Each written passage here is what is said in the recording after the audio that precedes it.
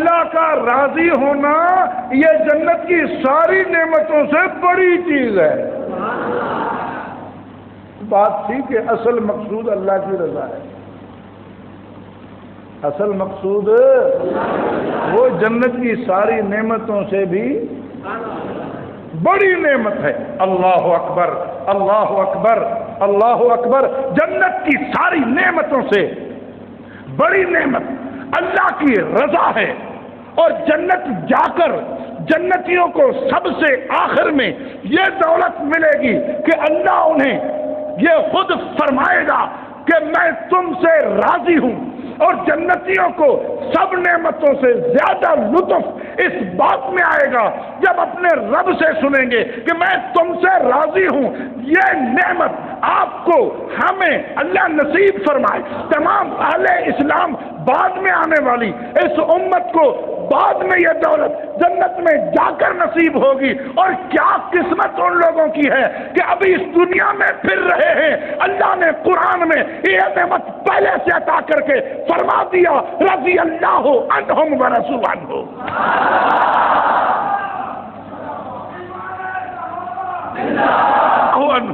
اللہ ان سے راضی ہے، پہلے ہی بتلا دیا۔ یہ نعمت اللہ نے انہیں اس دنیا میں دے دی۔ کس کو دے دی؟ بول بھیا، کس کو دے دی؟ ہاں، رضی اللہ عنہم ورضوا عنہ وأعد لهم جنات۔ تو عرض کر رہا تھا اصل مقصود اللہ کی رضا ہے، اللہ اپنی رضا نصیب فرمائے۔ اور اللہ راضی کس طرح؟ بات لمبی ہو گئی، چلو فائدے سے خالی نہیں تھی، وہی صحیح جو اللہ نے کہلوا دیا۔ بہرحال اصل مقصود اللہ کی رضا ہے، اور اللہ کی رضا معلوم کیسے ہوگی؟ وہ بتلانے کے لیے اللہ نے اپنے رسول کو بھیجا، رسولوں کو بھیجا، کتابوں کو بھیجا، اور سب سے آخر میں رسولوں کے سردار حضرت محمد رسول اللہ صلی اللہ علیہ وسلم اور کتب میں سردار قرآن کریم کو بھیجا، اور فرمایا ما کان محمد ابا احد من رجالکم ولکن رسول اللہ وخاتم النبیین وکان اللہ بکل شیء علیما۔ محمد پاک صلی اللہ علیہ وسلم خاتم النبیین ہیں، اب ان کے بعد کوئی مقام نبوت تک نہیں پہنچے گا، کوئی مقام نبوت تک، ان کے بعد اب کوئی مقام نبوت تک نہیں پہنچے گا، بند۔ اور ہمارا عقیدہ یوں ہے، اہل اسلام کا عقیدہ یوں ہے کہ نبوت تو اپنی جگہ، حضور اس دنیا میں آئے تو نبوت ختم، اس دنیا سے تشریف لے گئے تو صحابیت ختم۔ حضور آئے تو نبوت ختم، حضور اس دنیا سے گئے تو صحابیت ختم۔ اب کوئی صحابی بھی نہیں بن سکتا، بن سکتا ہے؟ بولو، اب کوئی صحابی بھی، صحابیت نبوت کی حفاظتی دیوار ہے۔ جب کوئی صحابی بھی نہیں بن سکتا تو نبی کیسے بنے گا؟ صحابیت نبوت کا تلمذ ہے، صحابیت نبوت کی خدمت ہے، صحابیت نبوت کی نوکری ہے، صحابیت نبوت کا پہرا ہے، صحابیت نبوت کی شاگردی ہے۔ جب کوئی صحابی نہیں بن سکتا تو نبی کیسے بنے گا؟ یعنی نبی کا پہرا صحابہ دیتے ہیں، اور مقام نبوت کا پہرا مقام صحابیت دیتا ہے۔ جن کو نبوت پہ حملہ کرنا ہے وہ صحابیت کو نہیں مانتے، صحابیت کو ہٹا دیتے ہیں۔ اب وہ صرف نبوت تک نہیں، نبوت سے بھی آگے چلے جاتے ہیں، کہتے ہیں جی ہمارے امام وہ نبیوں سے بھی آگے ہیں شان۔ ہاں ہاں، حکومت اسلامیہ خمینی کی دیکھیے، حیات القلوب باقر مجلسی کی کتاب دیکھیے، اصول کافی دیکھ لیجئے،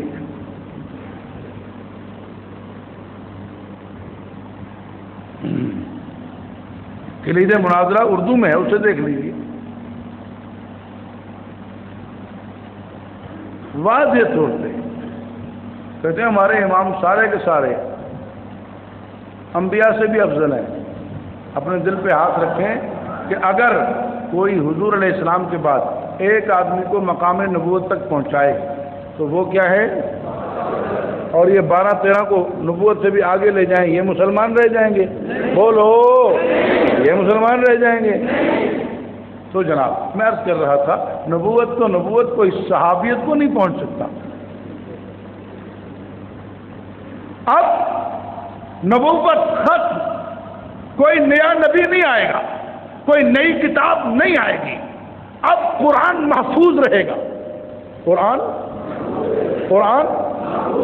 اللہ نے اس کی حفاظت کا ذمہ لے لیا اور اس کی حفاظت کا بندوبست کر لیا۔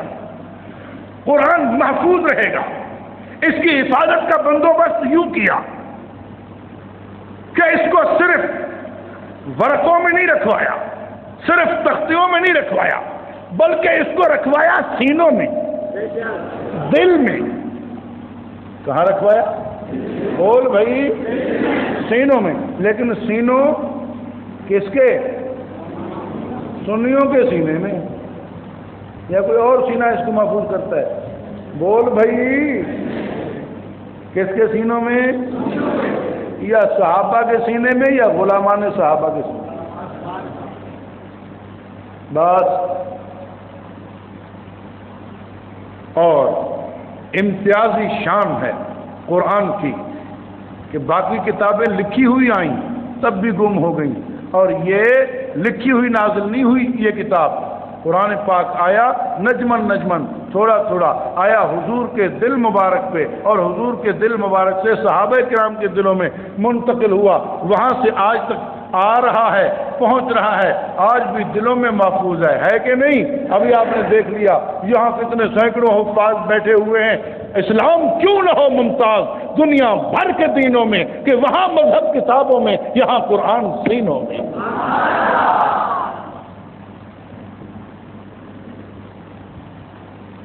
تو میرے دوستو، قرآن کریم کی حفاظت کا یہ سلسلہ چل رہا ہے۔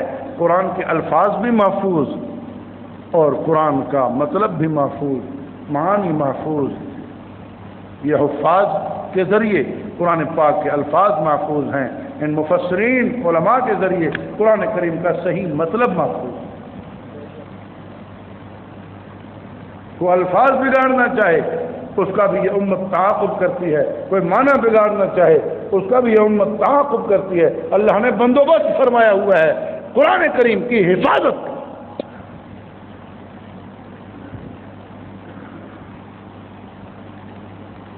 ہمیں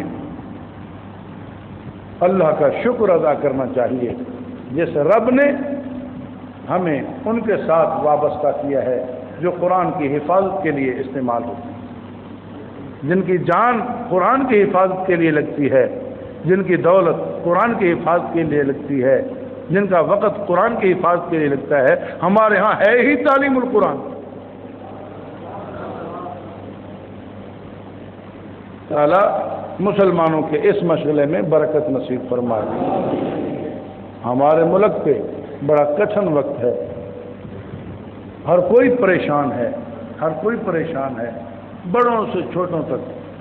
اور یہ عجیب مصیبت ہے کہ جو کوئی جتنا بڑا ہے، دنیوی حساب سے جو کوئی جتنا بڑا ہے اتنا ہی زیادہ پریشان ہے، اور ہمارے ہاں سب سے زیادہ پریشان بیچارہ ہمارا سربراہ مملکت ہوتا ہے، نہیں ہوتا؟ سارے پاکستان کی پریشانی اکٹھی کرو، صدر پرویز مشرف کی پریشانی کا مقابلہ نہیں کر سکتے۔ سارے بے روزگار جو ہے ان کی پریشانی اکٹھی کرو، سارے مظلوموں کی پریشانی اکٹھی کرو، سارے مجبوروں کی پریشانی اکٹھی کرو، فٹ پاتھ پہ سونے والوں کی پریشانی اکٹھی کرو، مطلب ہے بھیک مانگنے والوں کی پریشانی اکٹھی کرو، ساری پریشانیاں اکٹھی ہو جائیں تو جتنا ہمارا یہ صدر صاحب پریشان تھا بیچارہ، اس پریشانی کا مقابلہ ہے؟ اور پھر اس کی جگہ اب یہ آئے ہیں یا تشریف لائے ہیں، دیکھیں گے کیا ہوتا ہے۔ بہرحال گھوم پھر رہے ہیں، پتہ چلے گا انہیں کتنا اطمینان ہے۔ اللہ تعالی ہم سب کو اطمینان کامل نصیب فرمائے، پاکستان کی حکومت اور رعیت سب کو اپنی فرما برداری کی توفیق بخشے، ایمان اور عمل صالح کی دولت سے نوازے، ہدایت عطا فرمائے، گمراہی سے بچائے، رمضان کے بابرکت لمحات میں اپنے لیے، اپنے ملک کے لیے، ملت کے لیے امن کی، امان کی، ایمان کی، سلامتی کی دعا کیجیے۔ ہمیں مقصد صرف شور کرنا، کسی سے لڑنا نہیں ہے۔ ہم نے اسے بھی یہی کہا تھا، میاں ایک نہیں تو 4 5 10 وردیاں کٹھی پہن لے، لیکن ہم یہ کہتے ہیں کہ قرآن سے دور نہ ہو، صحابہ سے دور نہ ہو۔ ہم اسے بھی یہی کہتے ہیں۔ مسٹر زرداری صاحب، آپ نے اونچ نیچ اچھی طرح دیکھی ہے۔ کل کا دن ہے، کہتے تھے میری ٹانگیں توڑ دی ہیں، میری زبان کاٹ دی ہے، کل کا دن ہے۔ آج ماشاءاللہ آپ سربراہ مملکت ہیں، تو یہ آنی جانی چیز ہے، کبھی اوپر کبھی نیچے، اس لیے غرور میں نہ آنا، اللہ کے دین کے مقابلے میں نہ آنا۔ اور یہ نہیں کہ آپ کو دیکھ کر اور شیعہ یوں سمجھ بیٹھیں کہ شاید یہ ملک شیعوں کا ہے، اور ایران کے منہ میں پانی نہ آئے کہ اب تو اپنا آ گیا ہے۔ انشاءاللہ صحابہ کرام کی عزت و عظمت کا تحفظ پہلے سے بھی زیادہ ڈٹ کر کریں گے، اور وہ آنکھ پھاڑ دی جائے گی جو صحابہ کرام کی طرف ترچھی نگاہ سے دیکھے، وہ آنکھ پھاڑ دی جائے گی، جو زبان بھونکے گی ان کی شان کے خلاف زبان کھینچ لی جائے گی۔ اگر چاہیے تو پہلے اصحاب پیغمبر کی عزت و عظمت کے لیے امن و امان کا بندوبست کرنا پڑے گا۔ جب دین کو امن نہیں ملے گا تو ہمیں کہاں امن ملے گا؟ امن اللہ کے ہاتھ میں ہے۔ امن کس کے ہاتھ میں ہے؟ اللہ کو راضی کرو، اللہ دلوں میں بات ایسی ڈال دے گا، حالات ایسے پیدا کر دے گا، امن و امان ہو جائے گا۔ رمضان المبارک گزر گیا، 4-5 راتیں رہ گئی ہیں، 4-5 دن رہ گئے ہیں۔ اپنے رب سے گڑ گڑا کر دعا کیجئے، جو کوتاہیاں ہو گئیں اللہ معاف فرمائے، اور باقی جو تھوڑا بہت وقت بچ گیا ہے اللہ تعالیٰ اس کی قدر کرنے کی توفیق بخشے، اور رمضان گزرنے سے پہلے پہلے اللہ ہماری بخشش کا فیصلہ فرما دے۔ آئندہ رمضان کسے نصیب ہو، کون رہے کون نہ رہے، اگر ہم رمضان میں بھی نہ بخشے گئے تو کب بخشے جائیں گے؟ سوچ لو، ماں باپ کے نافرمان کی، قاطع اور رحم کی، عادی زانی کی، عادی شرابی کی، غلط عقیدے والے کی رمضان میں بھی بخشش نہیں ہوتی۔ اس لیے اپنے گریبان میں منہ ڈال کے ہر کوئی سوچے، اکیلے اکیلے اللہ پاک کے سامنے حساب دینا ہے۔ کوئی ملا مولوی ذاکر زوار مجتہد پیر فقیر وہ ساتھ نہیں ہوگا، اکیلے ہی اللہ پاک کے سامنے پیش ہو کر وَلَقَدْ جِئْتُمُونَا فُرَادَا كَمَا خَلَقْنَاكُمْ أَوَّلَ مَرَّةٍ پیش ہونا ہے۔ اس لیے اس حضوری کو سامنے رکھتے ہوئے اللہ تبارک و تعالیٰ کے حضور گڑ گڑا کر دعا کیجئے، توبہ کیجئے، میرے لیے بھی، اپنے لیے بھی، جماعت کے لیے بھی، تعلیم القرآن کے لیے بھی، تمام دینی اداروں کے لیے بھی، اور جو اس دنیا سے چلے گئے ہیں ان مسلمانوں کے لیے بخشش کی دعا کیجئے۔ ہمارے بھائی حضرت مولانا حسین علی صاحب اور ہمشیرہ کا جس طرح بتلا رہے تھے حضرت، ان کا بھی انتقال ہو گیا، اللہ تبارک و تعالیٰ ان کی بھی بخشش فرمائے، جنت الفردوس نصیب فرمائے، اور بھی جتنے مسلمان اس دنیا سے چلے گئے سب کی بخشش کی دعا کیجیے، شہداء کے رفع درجات کی دعا کیجیے، تمام مسلمانوں کی مشکلات کی آسانی کے لیے، ملک و ملت کے لیے۔ اللہم صلی علی سیدنا و مولانا محمد النبی الامی وعلی آلہ و اصحابہ وبارک وسلم۔ اے اللہ ہم سب کی حاضری قبول فرما، کوتاہیاں معاف فرما، قرآن کریم کا سننا سنانا قبول فرما، پڑھنا پڑھانا قبول فرما، شیخ کے اس فیض کو ہمیشہ جاری فرما۔ اے اللہ تعلیم القرآن کو اور تمام دینی اداروں کو مزید ترقی عطا فرما۔ اے اللہ تمام دینی مدارس، مساجد، مراکز، دفاتر آباد فرما، آباد کرنے والوں کے گھروں کو آباد فرما۔ اے اللہ تمام بے اولادوں کو اولاد صالح عطا فرما، اولاد والوں کی اولاد کو فرما بردار بنا۔ اے اللہ ہم سب کو اتباع سنت نصیب فرما، اتباع شریعت نصیب فرما، اپنے اپنے حبیب کریم صلی اللہ علیہ وسلم کی سچی محبت نصیب فرما۔ اے اللہ ہم سب کو قرآن کریم یاد کرنے، سمجھنے، عمل کرنے کی توفیق عطا فرما۔ اے اللہ سب کو قرآن کریم کی دولت سے مالا مال فرما۔ اے اللہ ہم سب کو خیر نصیب فرما، ہر شر سے پناہ عطا فرما۔ اے اللہ تمام بیماروں کو روحانی جسمانی بیماریوں سے شفاء کامل و عاجل نصیب فرما۔ اے اللہ تمام مصیبتیں دور فرما، مشکلات آسان فرما، ہمارے گناہوں کو نہ دیکھ اپنی رحمت کا معاملہ فرما۔ بار بار حج بیت اللہ، زیارت روضہ رسول اللہ کا مقبول سفر نصیب فرما، اپنی رحمت نصیب فرما، حضور کی شفاعت نصیب فرما، حوض کوثر نصیب فرما، حضور علیہ السلام کے پڑوس میں جنت الفردوس نصیب فرما، اپنوں سے پیار نصیب فرما، اپنے دشمنوں سے نفرت نصیب فرما، دینی غیرت نصیب فرما۔ اے اللہ اے اللہ اے اللہ ساری کائنات کو ہدایت نصیب فرما، اور جن کے لیے ہدایت کا فیصلہ نہیں ہوا اے اللہ ان کے شر سے مسلمانوں کی حفاظت فرما۔